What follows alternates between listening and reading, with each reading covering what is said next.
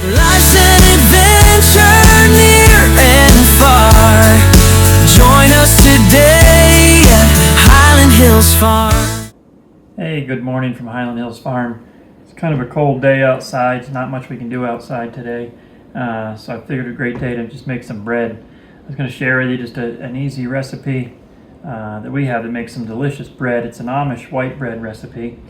And just if you want to follow along, I'll show you how we make it. It's pretty simple. So we get 2 cups of water. We want that about 110 degrees. You can use a simple thermometer to get that just right. You need that water warm so that your yeast will proof correctly. So just get that yeast going here. We just use your regular active dry yeast.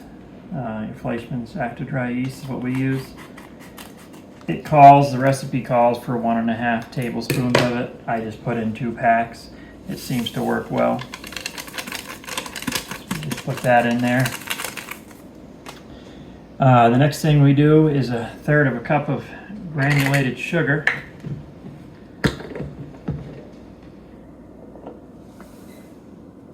This just gets the yeast started. So we do 1/3 cup of sugar. And then here on our farm, we have our own honeybees, so we have our own honey that we make right here on the farm.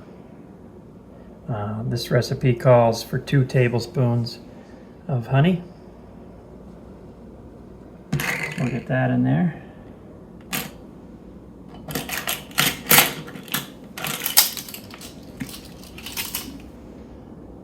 This honey is delicious. It's made right here. I kind of do generous, 2 tablespoons.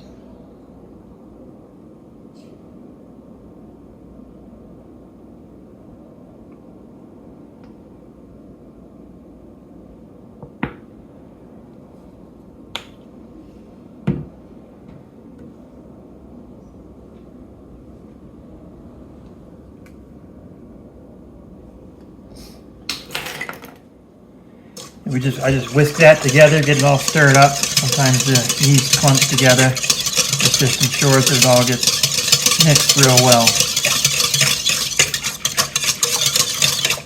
That's good there. I just set this aside and give it a few minutes. Meanwhile, I'll get all my dry ingredients together.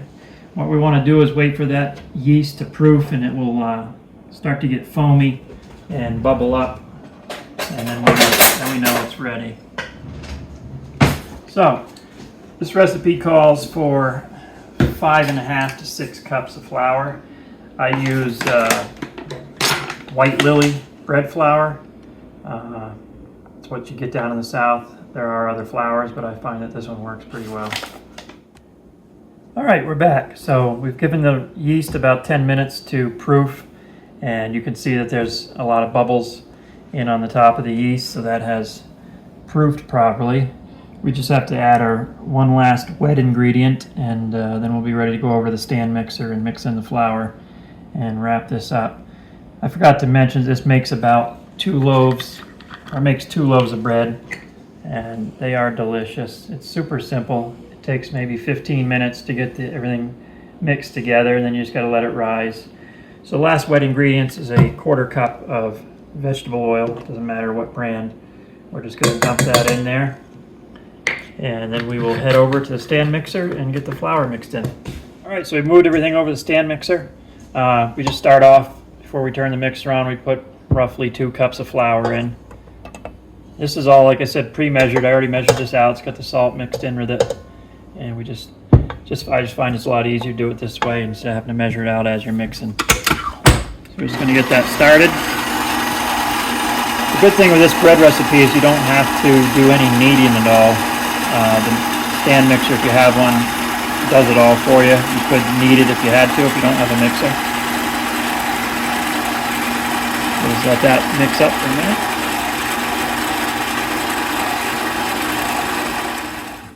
Alright, so we got all our dough mixed now. That's what it should look like when it's done in your stand mixer. All we have to do now is transfer it over into the bowl that we're going to rise it in. I like to use the bowl that I had the dry ingredients in. You just want to make sure you spray some, you can use butter, or I'm just going to use cooking spray to Just make sure it's well greased so the bread doesn't stick. And you're just going to take that dough out and set it in the bowl, rub it around just to make sure it gets all that oil on it so that it doesn't stick.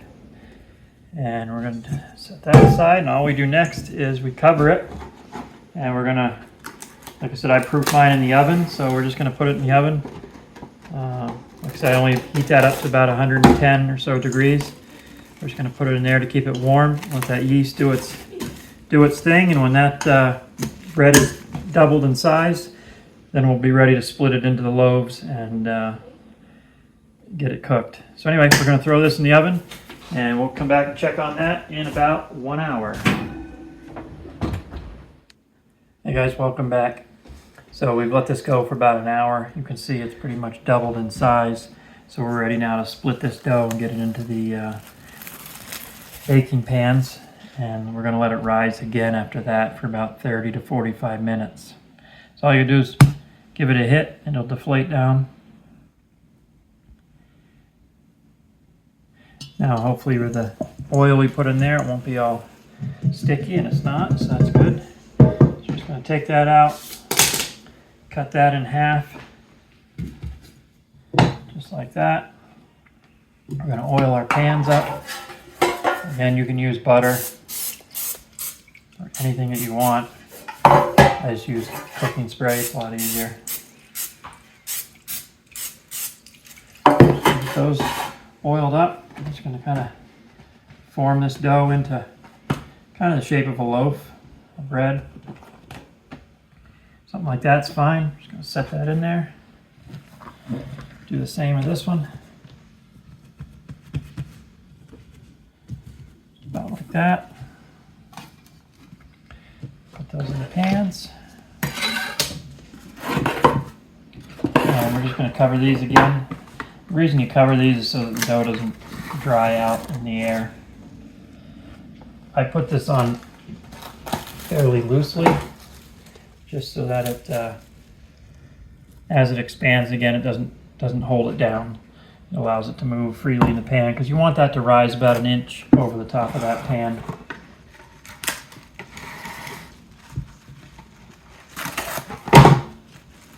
So again, we're just going to cover it lightly like that. We're going to throw these back into the oven. Where, like I said, that's where I proof it. The oven's about 110 degrees. Going to put that back into the oven for about 30 to 45 minutes. In the meantime, while that's happening, we're going to head outside and feed the cows, chickens, and the ducks. And when we come back, we should be ready to finish up this video and show you the rest.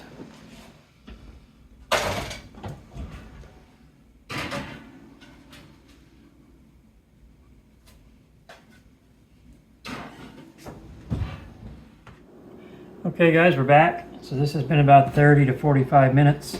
You can see it's risen just about over the top of the pan. We're going to gently pull this off so we don't want the dough to go down at all. This is for some reason sticking. Peel that off gently. And we're just going to throw these into the oven and cook these for 28 to 30 minutes at 350 degrees.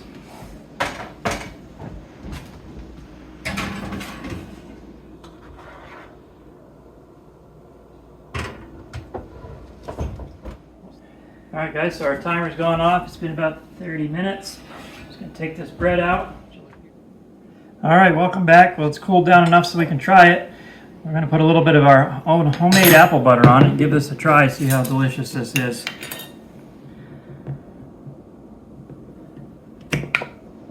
We make this in the fall every year. It's absolutely delicious. Look at that apple butter. On warm bread, nothing better. Perfect. Delicious. So if you guys like our videos, please subscribe, like, and comment if you'd like. We have a whole lot of content we want to do over the summer. It's a little tough in the wintertime right now. But funny thing too, when we were out feeding the chickens while this was rising, we had a little animal rescue. We'll put that clip on the end of this video. But until next time, we'll see you later from Highland Hills Farm. So we're out feeding the chickens. Deb, tell us what you got. We got a little dove here. This little dove was caught, had somehow gotten into the fence, was for food, I guess. Like I said, we have screens over the top and the sides, so somehow he got in. He's been flying around in here, trapped, so we're going to set him free and let him go live his life. Life's an adventure near and far. Join us today at Highland Hills Farm.